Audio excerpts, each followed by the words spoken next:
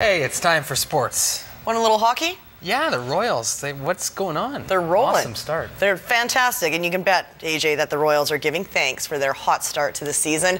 Not only do they lead the BC division, they are also the top team in the Western Conference. Now, the boys have holiday Monday off after wrapping up 3 games in 3 days last night in Vancouver. It was their 3rd meeting of the season against their favorite mainland rivals, and the Royals proved once again that they are giant killers. Brandon McGee all smiles, and why not?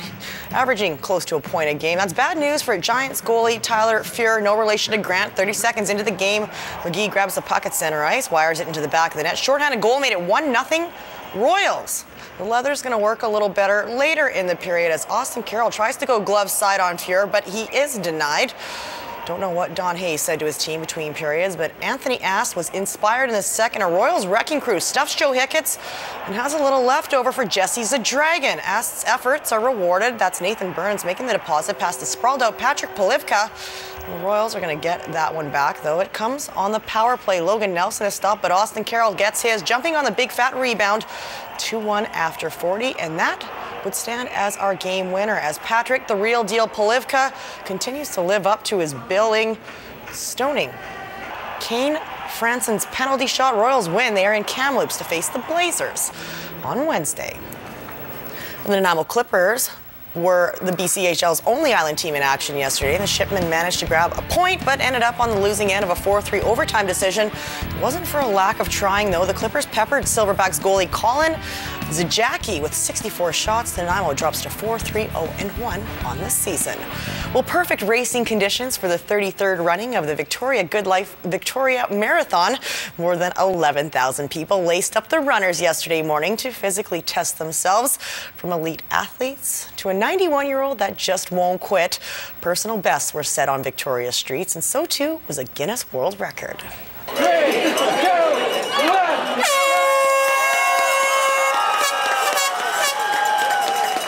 And just before 9 a.m., more than 2,000 runners took off in the marquee marathon event. Leading the pack, the defending Victoria Marathon men's champion Thomas Omwenga of Kenya. The big question, could he do it again? In front of him, though, just over 5,000 runners competing in the half marathon. The half saw the largest group of participants this year. Thousands of spectators lined the streets of Victoria in support.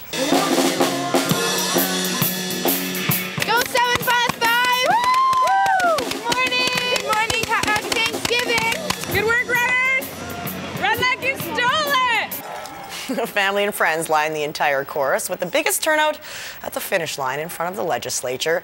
2 hours, 20 minutes, and 41 seconds after he took off, Thomas Omwenga, the defending champion, was back first across the line, just shy of his course record of 2:14.33 set last year. My running was good. From the first K up to half marathon, I was feeling good. But after that, I had a crumble. I love Victoria. I love Victoria people. I like the coast too. Yeah. So, you know, last year when I came, I said I've been longing to come to Victoria to do a competition. A women's 2004 champion Haley Jansen, a U.S. trialist from Portland, Oregon, claimed the top female spot in the marathon category with 2:47.03. Port Moody's Natasha Fraser took first in the women's half marathon with a time of 1:14.06. Rudo Kibbett, an Edmonton native, was the top male in the half with a time of 1:04.27. Leading the way in the kids category, a young man named Michael Barber. Then at the other end of the spectrum, 91-year-old Hans Sandberg finished the half. How do you keep running? I don't know, just keep training. Well, what's your diet? Lots of green stuff and lots of fruit. All right. And no meat, have fish instead. All eyes fixated on the man running in his Sunday best, Adam Campbell, the Victoria lawyer chasing down the Guinness World Record for running the fastest marathon in a suit, a feat Campbell calls the world's fastest lawsuit. Campbell smashed the old record of 3 hours and 24 minutes, finishing with a time of 2 hours, 35 minutes and 58 seconds. The man had time to go for breakfast. That's almost an hour better. Organizers say this event couldn't have been better. Being we're a destination event, everyone that's helping out is an ambassador to Victoria, and we really look forward to next year as well. But it's been great with all the participation with all our runners and walkers here today. More than 10,000 Canadians registered, with more than 9,000 of them from within the province. In all, 23 nations were represented. After suffering their first regulation loss of the season on Saturday to the U of S Huskies, the Vikes women's soccer team found redemption in Regina. Tofino's Emma Grieg scored her Canada West league leading 12th goal to lift the Vikes to a 1-0 victory over the U of R Cougars. The Vikes improved to 7-1-1 and are currently ranked number 5 in the country. The defending national champs, the men, were home yesterday afternoon to the University of Fraser Valley Cascades, already up 1-0 on a Craig Gorman goal. Craig Taylor gets in on the scoring. His 5th of the season comes in the 31st minute of the game. Scary moment, though, before the end of the half. And watch as David Adams is taken down on a physical play by FB's Sasha Plavsic. Plavsic was given a red card for the tackle. Thankfully, Adams is going to get up and leave the field on his own.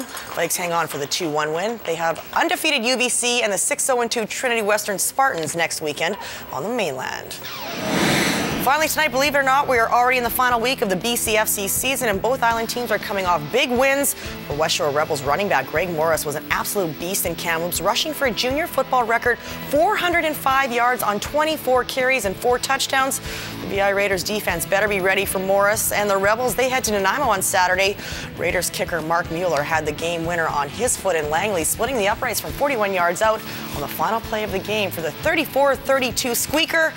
The Raiders are a secure top spot in the BCFC. Yeah, and they certainly do love their soccer in the Harbour City. More than 1,700 players are members of the Nanaimo Youth Soccer Association. And in an attempt to get even more players involved and offer more academies and develop the island's top soccer talent, Nanaimo Youth Soccer is evolving. We're leaving behind Nanaimo Youth Soccer Club. It's been a great identifier for us with Nanaimo, and now what we're doing is we're changing to Harbour City Football Club. Harbour City Football Club is going forward into further development of our academies, further development with our technical director to reach out and touch our players as far as development, our coaches as far as development goes. So it's a new thing for us, and it's going to be exciting as we roll out further programs in the future. Well, these are perfect fall conditions for soccer, but we all know that November rains and our West Coast winter is just around the corner. So steps are being made to take the beautiful game indoors. The Harbour City Football Club is partnering with the Arbutus Meadows Event and Equestrian Center to transform the 60,000 square foot riding facility into an indoor soccer stadium. The floor is a concrete system, and we have basically a removable turf system that can be basically transformed to whatever size we can configure in the building. We have seating, bleacher seating that's collapsible for over 1,200 people, and it's just a full facility that is great to be out of the weather and great for the community to use.